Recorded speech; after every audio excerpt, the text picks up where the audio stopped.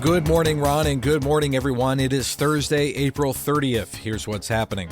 President Trump says he spoke with Russia's Vladimir Putin on Wednesday about the Iran and Ukraine wars.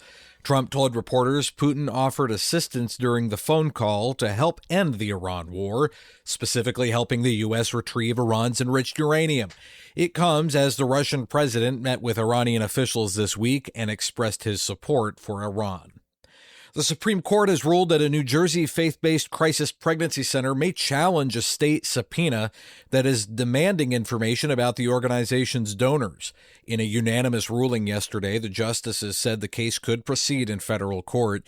In 2023, New Jersey Attorney General Matthew Platkin sought donor information, claiming that First Choice Women's Resource Centers was providing, quote, false or misleading information about the safety and legality of abortion. First Choice does not provide or refer women for abortions. In another case, the justices ruled 6-3 that Section 2 of the Voting Rights Act does not allow states to use race when drawing voter districts. The case surrounded a court decision in Louisiana that forced that state to redraw and add a second majority black congressional district for the U.S. House.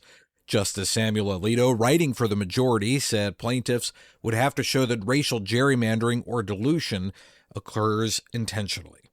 The Federal Reserve announced yesterday it's leaving interest rates unchanged in what's likely to be his last press event as Fed chair. Jerome Powell said the recent economic activity is expanding at a solid pace, but warned the Iran war has led to a lot of economic uncertainty. Meanwhile, Powell said he will continue to serve as a Fed governor after his term as chair expires on May 15th. Catholic Charities of the Archdiocese of Miami is laying off more than 80 employees after the U.S. Department of Health and Human Services declined to renew an $11 million federal contract. The funding will immediately affect the organization's ability to aid families fleeing Cuba. During a press conference following the announcement of the cuts earlier this month, Archbishop Thomas Wensky said, quote, "It is baffling that the U.S. government would shut down a program that would be hard-pressed to replicate at the level of competence and excellence that Catholic Charities has achieved if and when future waves of unaccompanied minors reach our shores."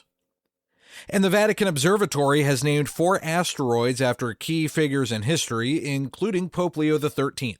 The asteroid Giacomo Pecci is a shorthand version of the 19th century pontiff's birth name, Giacomo Vincenzo Raffaele Luigi Pecci.